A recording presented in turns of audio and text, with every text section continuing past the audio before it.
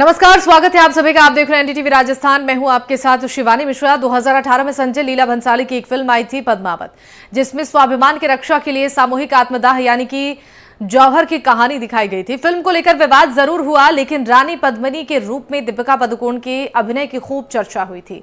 चित्तौड़गढ़ में जहां पर यह जौहर हुआ था, आज आपको वहीं लेकर चलते हैं। इतिहास में इस जगह को सबसे बड़ा जौहर कुंड कहा जाता है।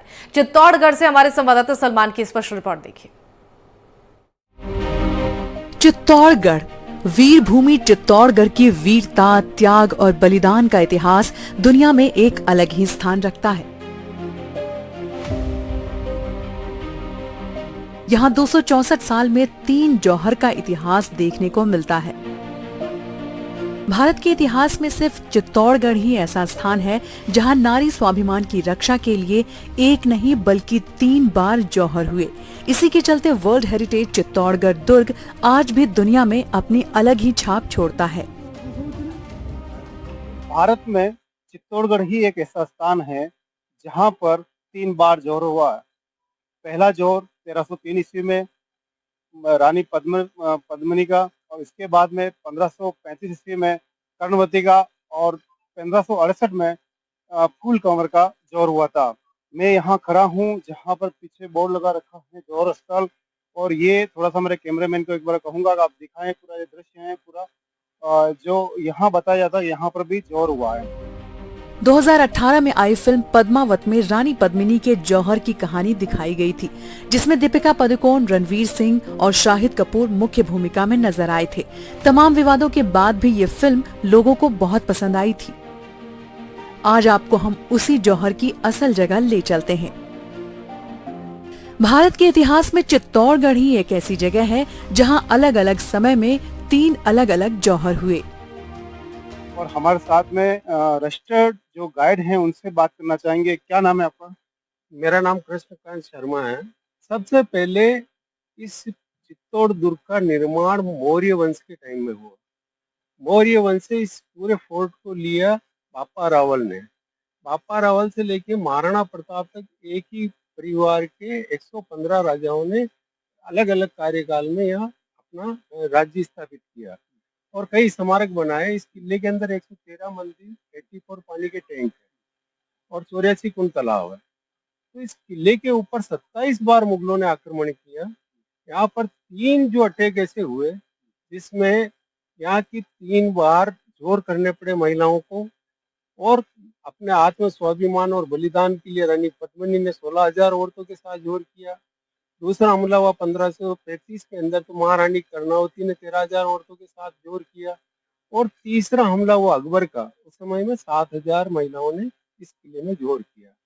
जिस स्थान पर अपन खड़े हैं इसके पास में आप देखेंगे विजय स्तंभ, ये सती गेट बने हुए हैं, उधर सती के मेमोरियल्स हैं, ये शिव जी का मंदिर है और ये सती गेट है। इस दरवाजे से जो भी शाही परिवार में किसी की डेथ हो जाती थी, इस दरवाजे से लाया जाता था। यहाँ आसपास में उनको जलाया जाता था। नीचे पानी का टैंक, उसमें स्नान करके इस मंदिर की पूजा करके और वापस इस गेट से नहीं जाया जाता था, तो उसके लिए वो दूसरा प्रवेश द्वार बनाया गया था।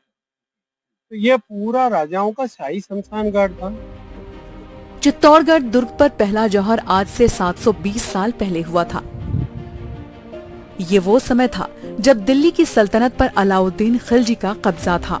इतिहास में ऐसा बताया जाता है कि जब खिलजी ने चित्तौड़गढ़ किले पर जीत हासिल की, तो रानी पद्मिनी ने हजारों शतरानियों के साथ जौहर कुंड में छलांग लगाकर आत्मदाह कर लिया था। आज भी चित्तौड़गढ़ दुर्ग में वो जौहर कुंड है। मलिक मोहम्मद जायसी ने 1540 में पद्मावत में इसका जिक्र भी किया है। इसके अलावा कई अन्य किताबों में भी रानी पद्मिनी के उस जौहर का जिक्र मिलता है। 1303 में अलाउद्दीन खिलजी ने जब चित्तौड़ पर अटैक किया था, तो उस समय में माना जाता है कि यहाँ पे 3 महीने 4 महीने तक जो अलाउद्दीन खिलजी है वो साधु के वेश में रहा। तो उसने पूरे किले के अंदर अपनी जासूसी से सारा पता लगा लिया कि यहाँ पे कितने लोग हैं और कितने सैनिक है, कितने खाने पीने की व्यवस्था है। उसके बाद वो दिल्ली गया और वहां से 2 लाख सैनिक लाया और किले को घेर के रखा 6 महीने तक। उसके बाद युद्ध हुआ। युद्ध में गोरा बादल और राणा रतन सिंह शहीद हो गए। तो 16,000 औरतों के साथ रानी पद्मिनी ने पहला जोर जलाया। दिल्ली के सम्राट अलाउद्दीन खिलजी लगातार 2 हमलों में नाकाम रहा। इसके बाद उसने 1303 में 1 लाख सैनिकों के साथ फिर से चित्तौड़गढ़ दुर्ग पर हमला बोला और उसकी इस चालबाजी में राणा रतन सिंह वीर गति को प्राप्त हुए। हालांकि महाराणा रतन सिंह के पास सैनिक बहुत कम थे। ऐसे में रानी पद्मिनी की ओर से पहले से ही जौहर की तैयारियां शुरू कर दी गई थी। जैसे ही राणा रतन सिंह के साथ सैनिकों के वीर गति के समाचार मिले, उन्होंने 16,000 शतराणियों के साथ अपने आप को धधकते जौहर कुंड को समर्पित कर दिया। इसके साथ ही अलाउद्दीन खिलजी के मंसूबे धरे के धरे रह गए और उसे वापस लौटना पड़ा। यही वो पहला जौहर था। दूसरा 1536 में गुजरात के बहादुर शाह का आक्रमण हुआ। उससे पूर्व बाबर के साथ रानी कर्णावती के पति महाराणा सांगा और महाराणा उदय सिंह जी के पिताजी महाराणा सांगा, महाराणा प्रताप के दादाजी महाराणा सांगा ने खानवा के मैदान में बाबर से युद्ध किया। उस युद्ध में जब वो घायल हो गए तो उसके बाद रानी कर्णावती और बाबर के बीच कंप्रोमाइज हुआ और उसमें मेवाड़ वापिस रानी कर्णावती को मिला। लेकिन गुजरात के बहादुर शाह ने जब चित्तौड़ पर अटैक कर दिया और ऐसे समय में रानी कर्णावती ने बाबर के लड़के हुमायूं को राखी का संबंध भेजा। तो हुमायूं शेरशाह सूरी से बंगाल में लड़ रहा था और यहाँ आने में 3 महीने का विलम्ब हुआ। तो रानी कर्णावती ने अपना बेटा उदय सिंह अपनी दासी पन्नादाय को सौंप के और 13,000 औरतों के साथ जिंदा आग में जल के। इसके बाद 1535 में कर्णावती का हुआ। उस समय गुजरात के बादशाह बहादुर शाह के आक्रमण के समय महाराणा सांगा की महारानी कर्णावती के नेतृत्व में हुआ। तीसरा जौहर 1568 में मुगल सम्राट अकबर के आक्रमण के समय दुर्ग पर राज परिवार की अनुपस्थिति में मेवाड़ के स्वामी भक्त सामंत रावत फतेह सिंह चुंडावत की पत्नी फूल कंवर की अगुवाई में हजारों महिलाओं ने जौहर किया था।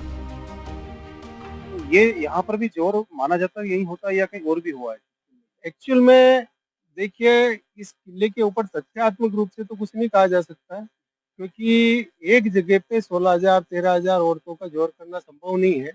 ये तो पूरे दुर्ग ही अपने आप में एक जोर स्थल है और स्वाभिमान और बलिदान के लिए जिन महिलाओं को जहाँ पे जगह मिली उन्होंने अपना समूह बना के वहीं जोर किया।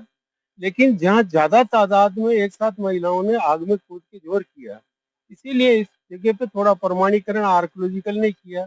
1958 में खुदाई की तो ये राख और हड्डियां मिली, तो उससे प्रमाणित हुआ कि एक जोर स्थल ये भी था। एक जोर हुआ रानी पद्मिनी का, कहा जाता है वो अंडरग्राउंड गुफा में हुआ था जो कुंभा पैलेस में है। दूसरा जोर हुआ, उसको अभी तक ये प्रमाणित नहीं किया जा सकता, लेकिन वो प्रमाणित की जोर स्थल हो सकता है जो हम आपको। पुरातत्व विभाग की ओर से तीनों ही जौहर स्थल विजय स्तंभ के पास मान लिया गया है, लेकिन दंत कथाओं में पूरे किले को ही जौहर स्थल माना गया है। पर्यटन विभाग के अधिकृत गाइड कृष्णकांत शर्मा ने जौहर कुंड के बारे में और ज्यादा जानकारी दी। हमें जब अधिकृत गाइड ने किले पर कुछ अलग रहस्यमय कुंड दिखाने की बात कही तो हमें भी जिज्ञासा हुई और हम भी उस गाइड के पीछे उस स्थान पर गए जहां अब भी वो जगह पर्यटकों की नजर से दूर है। तो हम इनके गाइड हैं, रजिस्टर्ड गाइड हैं, के शर्मा इनका नाम है, कृष्णकांत जी।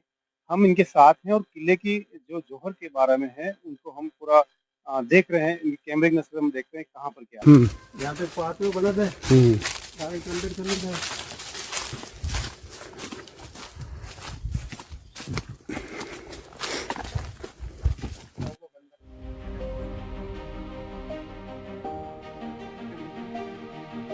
गाइड ने हमें कटीले रास्तों से होते हुए एक दूसरी जगह वो कुंड दिखाया।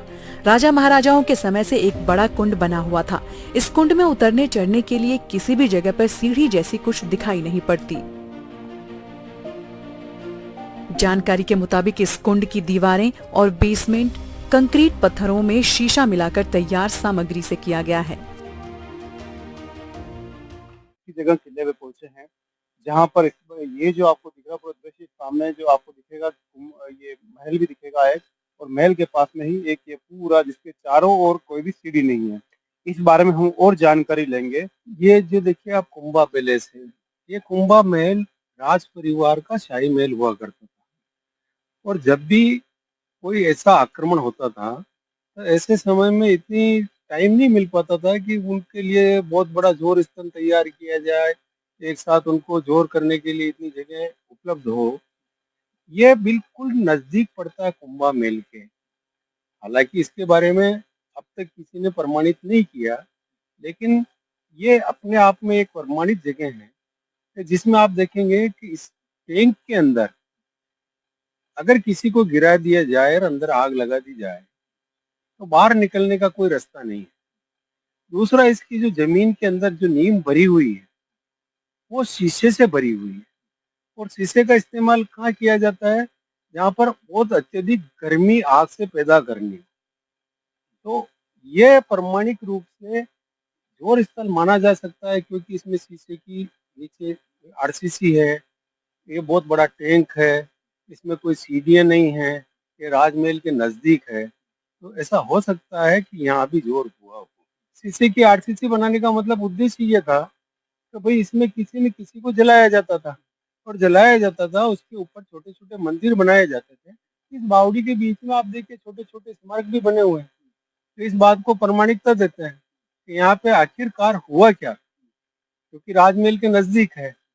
और राजमहल के नजदीक होने से क्या किसी को सजा दे के यहाँ जलाया जाता था, या यहाँ पर जोर हुआ था, या यहाँ पर सती होती थी? तो कुछ न कुछ तो इस टैंक के अंदर ऐसा है कि जिसमें इसमें जो इसकी नींव है इसमें सीढ़ियाँ नहीं है। तो ये तो कुछ न कुछ प्रमाणित करता है कि जोर स्थल रहा हो, सती स्थल रहा हो, या फिर सजा का एक माध्यम रहा। लेकिन इसको कुछ अलग नाम से भी यहाँ जानते हैं, क्या वो क्या? ऐसा है, ये तो देखिए जिस टाइम में जिनके मुंह में जो आता था वो बोल देते थे। और चूंकि लोगों को जलाया जाता था तो घी चंदन अगरबत्ती लगा के जलाया जाता था, तो इसीलिए इस बावड़ी का नाम घी की बावड़ी कहा जाता है। तो एक्चुअली ये है अलग हो सकता है, लेकिन इसको घी बावड़ी का नाम से घी बावड़ी इसलिए बोलते हैं कि भाई आग जलाने के लिए, किसी आदमी की चिता जलाने के लिए आज भी हमारे शमशान में घी का प्रयोग होता है। तो उस समय में हजारों औरतों को जलाने के लिए कितने घी का प्रयोग हुआ होगा, इसीलिए इसका नाम घी की बावड़ी पड़ा।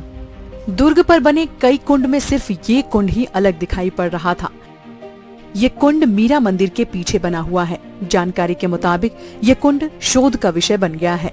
स्थानीय लोग इसे तेल घी की बावड़ी भी कहते हैं। जौहर कुंड की ये कहानी सिर्फ दंत कथाओं और मलिक मोहम्मद जायसी की कहानियों में ही देखने सुनने को मिलता है। शोध और विज्ञान की नजर में अब भी इसकी कोई प्रामाणिकता मौजूद नहीं है। चित्तौड़गढ़ से एनडीटीवी के लिए सलमान की रिपोर्ट।